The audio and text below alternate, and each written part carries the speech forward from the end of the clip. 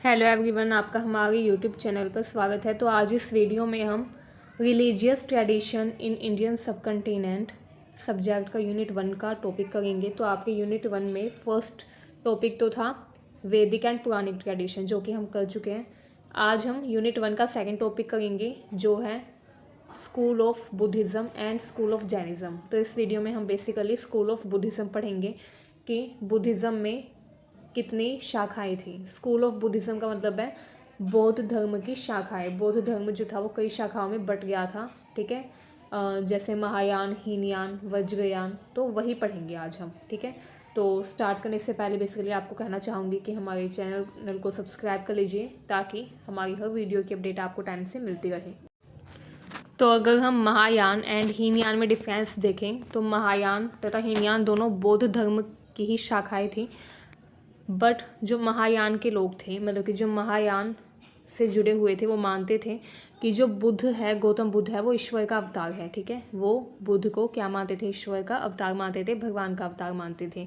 And वो मानते थे कि बुद्ध की पूजा से ही निर्वाण यानी कि मोक्ष की प्राप्ति हो सकती है। जबकि जो हीनयान कैटेगरी के लोग थे, वो गौतम बुद्ध को औसत इंसान की तरह ही देखते थे। वो मानते थे कि गौतम बुद्ध जो है वो भी एक इंसान है साधारण, बट वो एक पुरुषोत्तम है, मतलब कि एक उत्तम पुरुष है, एक उत्तम इंसान है, ठीक है। एंड वो मानते थे कि बुद्ध जो है उनकी शिक्षाओं पर चलकर निर्वाण हासिल किया जा सकता है। लेकिन वो ये नहीं मानते थे कि जो बुद्ध है वो ईश्वरीय अवतार है। वो सिर्फ बुद्ध को एक महान पुरुष के रूप में देखते थे, ठीक है। तो ये इन दोनों के बीच में अंतर था। महायान बौद्ध धर्म की दो प्रमुख परंपराओं में से एक है, ठीक है। एंड महायान, अगर आप वर्ड देखें तो ये संस्कृत से डिराइव हुआ है, मतलब कि संस्कृत का ये शब्द है महायान, जिसमें महा का मतलब होता है महान, यान का मतलब होता है वाहन, ठीक है। तो अगर हम इस शब्द का मतलब देखें तो इस शब्द का मतलब हुआ महान वाहन। लेकिन वाहन जो है, इसमें वाहन का कोई रोल नहीं है। ये वो वाला वाहन नहीं है जो कि एक जगह से दूसरी जगह जाने के लिए यूज़ किया जाता है। ये सिर्फ एक शब्द है जो कि बौद्ध धर्म में जाना जाता है। बुद्ध के ऐसे अनुयायियों को ये शब्द व्यक्त करता है जो कि बुद्ध को भगवान मानते थे, ठीक है। इसके अलावा महायान बौद्ध जो थे वो मानते थे कि स्वर्ग नरक होता है, बट अगर कोई व्यक्ति बुद्ध की पूजा करे एंड बुद्ध में ध्यान लगाए तो उसको निर्वाण की यानी कि मोक्ष की प्राप्ति हो सकती है, ठीक है। उनके मन में बोधिसत्वों के प्रति काफ़ी सम्मान था। इसके अलावा वो अपना जो आइडियल थे, मतलब कि वो अपना आदर्श जो था वो बुद्ध को ही मानते थे, ठीक है। महायान बुद्धों का दावा है कि आत्मज्ञान उन लोगों के लिए उपलब्ध है जिनके पास विश्वास है तथा वे अपने धर्म को जीवन के एक साधन के रूप में देखते हैं जिसे कोई भी अपना सकता है। जो महायान बौद्ध थे वो मानते थे कि हर व्यक्ति आत्मज्ञान की प्राप्ति कर सकता है ध्यान के द्वारा, मतलब कि अगर व्यक्ति ध्यान करेगा, बुद्ध में विश्वास रखेगा, तो उसको आत्मज्ञान की प्राप्ति हो जाएगी, जैसे बुद्ध को हुई थी। एंड वो ये भी मानते थे कि बुद्ध में अगर कोई व्यक्ति विश्वास रखेगा तो उसको सहज ही ज्ञान की प्राप्ति हो जाएगी। अगर हम महायान विचारधारा को देखें तो इसको 4 अभ्यास केंद्रित स्कूलों में विभाजित किया गया है, मतलब कि महायान शाखा को भी 4 भागों में विभाजित किया गया है। अब ये 4 भाग कौन कौन से हैं? जैन, शुद्ध भूमि, वज्रयान तथा विनय। ये 4 विचारधाराएं हैं महायान की, ठीक है। इसके अलावा अगर हम वज्रयान की बात करें तो वज्रयान जो है ये बुद्ध धर्म की तीसरी शाखा है, ठीक है। जो मुख्य शाखाएं है बुद्ध धर्म की वो 3 हैं, महायान, हीनयान और वज्रयान। लेकिन इनको भी कई कई कैटेगरीज में डिवाइड किया गया है। जैसे महायान को 4 भागों में बांटा है, इसी तरीके से हीनयान को भी बांटा होगा, तो ऐसे ही इनको अलग अलग शाखाओं में विभाजित किया गया है, ठीक है। अगर हम हीनयान की बात करें तो हीनयान जो है वो भी बौद्ध धर्म के ही अनुयायी थे एंड वो बुद्ध की मूल शिक्षाओं का ही पालन करते थे। लेकिन वो मूर्ति पूजा की निंदा करते हैं, मतलब कि वो कहते हैं कि मूर्ति पूजा नहीं करनी चाहिए, मतलब कि वो मूर्ति पूजा में विश्वास नहीं रखते, जो हीनयान के लोग होते हैं, ठीक है। एंड वो मानते हैं कि अगर मुक्ति चाहिए तो चेतना तथा ध्यान के माध्यम से ही मुक्ति मिल सकती है।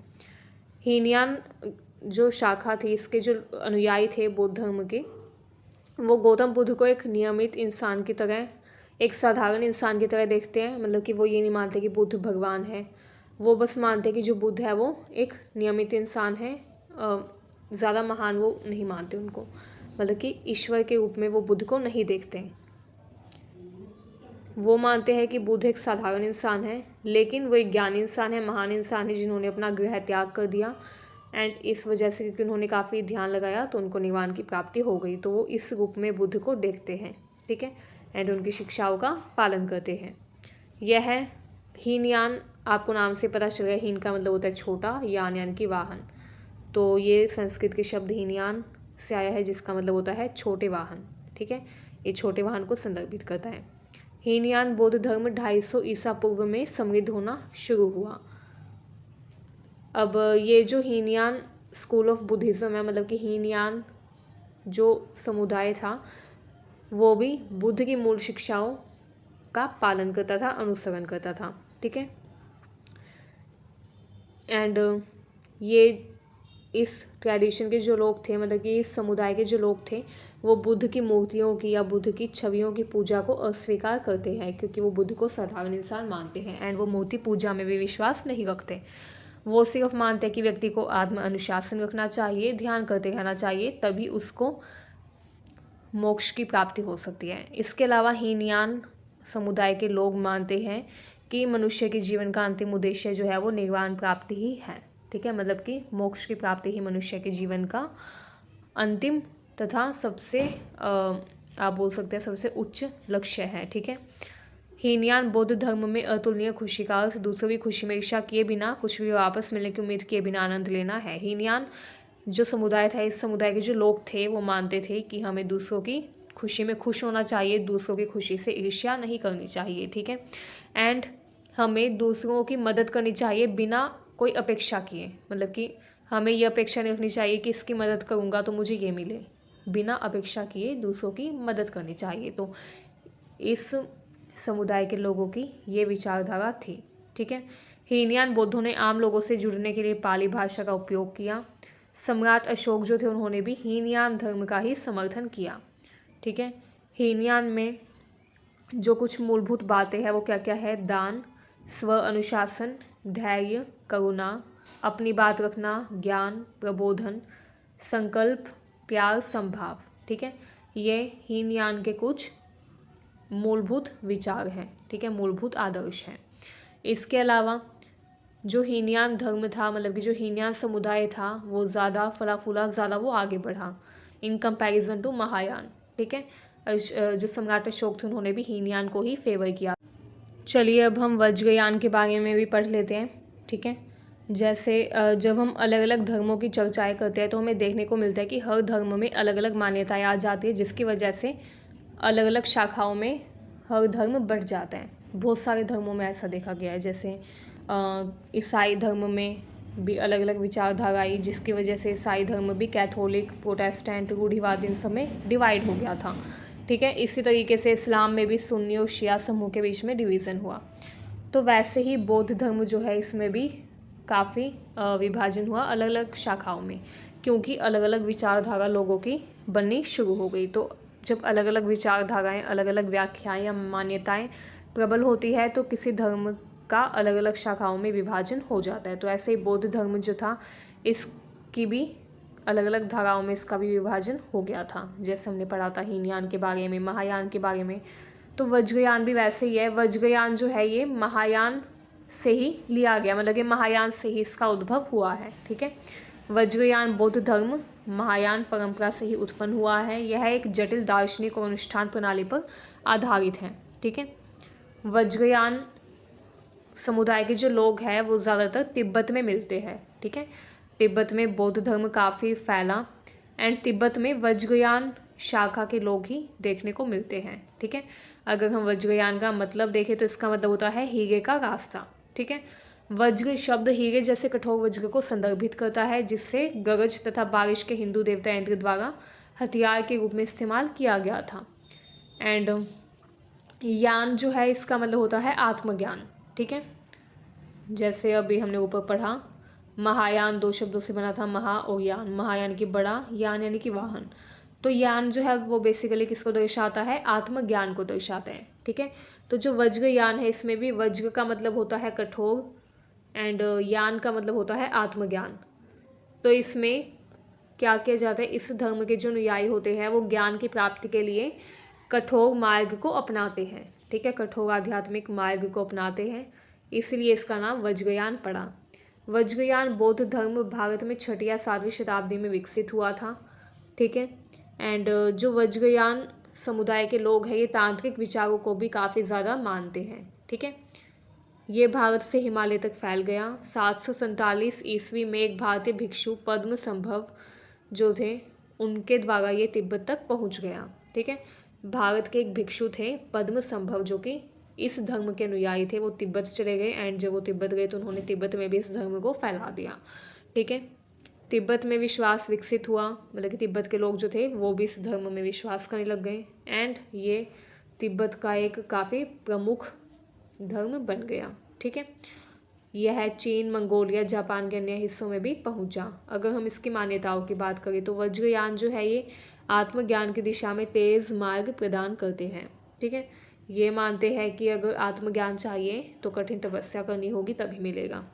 इसका अभ्यास प्रत्येक व्यक्ति को करना चाहिए, ना कि केवल भिक्षुओं को। वो मानते हैं कि आत्मज्ञान जो है इसकी तलाश हर व्यक्ति को करनी चाहिए, क्योंकि जिस भी व्यक्ति ने जन्म लिया है सबके जन्म लेने का उद्देश्य है निर्वाण यानी कि मोक्ष की प्राप्ति। तो इसीलिए हर व्यक्ति को आत्मज्ञान को प्राप्त करने के लिए क्या करना चाहिए, तपस्या करनी चाहिए ताकि उसको आत्मज्ञान मिल सके, ध्यान करना चाहिए, अभ्यास करना चाहिए, ठीक है। वो मानते हैं कि आत्मज्ञान लेने का काम सिर्फ भिक्षुओं का नहीं है बल्कि साधारण व्यक्ति को भी इसका प्रयास करना चाहिए, ठीक है। इसके अलावा अगर हम वज्रयान समुदाय के लोगों की बात करें तो वो कई बोधिसत्वों की पूजा भी करते हैं, मतलब कि वो बुद्ध की भी पूजा करते हैं एंड वो मानते हैं कि हर वो व्यक्ति जो कि ज्ञान प्राप्त कर लेता है वो पूजा करने योग्य बन जाता है। तो ये उनकी विचारधारा है। इसके अलावा वे कर्म की अवधारणा में भी विश्वास रखते हैं। वे मानते हैं कि व्यक्ति जो भी कर्म करता है उसका फल उसको ज़रूर मिलता है, ठीक है। एंड वो कर्म नैतिकता को भी बढ़ावा देते हैं। वो मानते हैं कि हमको नैतिक कर्म करने चाहिए, अनैतिक कर्मों से गलत परिणाम ही हमें भुगतना पड़ता है। तो इसलिए हमेशा हर व्यक्ति को नैतिकता का ध्यान रखना चाहिए, अच्छे कर्म करने चाहिए ताकि उसको फ्यूचर में फल भी अच्छा मिले। इसके अलावा वो करुणा को केंद्रीय भूमिका देते हैं। वो मानते हैं कि व्यक्ति जो है उसके मन में करुणा होनी चाहिए, दूसरे का दुख देखकर व्यक्ति को खुद भी दुख होना चाहिए, ठीक है। एंड वो मानते हैं कि दुख जो है वो कई बार व्यक्ति खुद ही उत्पन्न करता है, क्योंकि व्यक्ति उन चीज़ों से अटैच हो जाता है जो चीज़ें स्थायी नहीं हैं। तो हमें उन चीज़ों से अटैचमेंट नहीं रखनी चाहिए जो कि अस्थायी हैं, ठीक है। स्थायी चीज़ों से हमको अटैचमेंट होनी चाहिए जैसे ईश्वर से, लेकिन वो चीज़ें जो अस्थायी हैं, जो आज है लेकिन क्या पता कल ना हो, ऐसी चीज़ों से लगाव होना दुख का कारण बनता है। तो ये उनके मूलभूत विचार हैं, ठीक है। इसके अलावा वो मानते हैं कि जो जीवन है ये जन्म तथा पुनर्जन्म का चक्र है। जिसने इस संसार में जन्म लिया है वो आगे फिर से जन्म लेगा। तो इसीलिए व्यक्ति को अच्छे कर्म करने चाहिए, भगवान की भक्ति करनी चाहिए ताकि उसको फिर से इस जन्म मृत्यु के चक्र में ना बंधना पड़े, ठीक है। एंड वो मानते हैं कि जो मनुष्य की आत्मा होती है वो ज्ञानता के कारण, स्वार्थ के कारण इसी चक्र में फंस जाती हैं, लेकिन हमारा जो अंतिम लक्ष्य है जीवन में आने का वो है निर्वाण की प्राप्ति। तो हमें निर्वाण की प्राप्ति के लिए ही प्रयास करना चाहिए। तो ये उनके विचार थे कुछ, ठीक है। आज की यूनिट में बस इतना ही। मिलते हैं नेक्स्ट वीडियो में नेक्स्ट टॉपिक के साथ। अगर आपको वीडियो अच्छी लगी हो तो शेयर करें, चैनल को सब्सक्राइब करें एंड लाइक करना बिल्कुल ना भूलें। Thank you.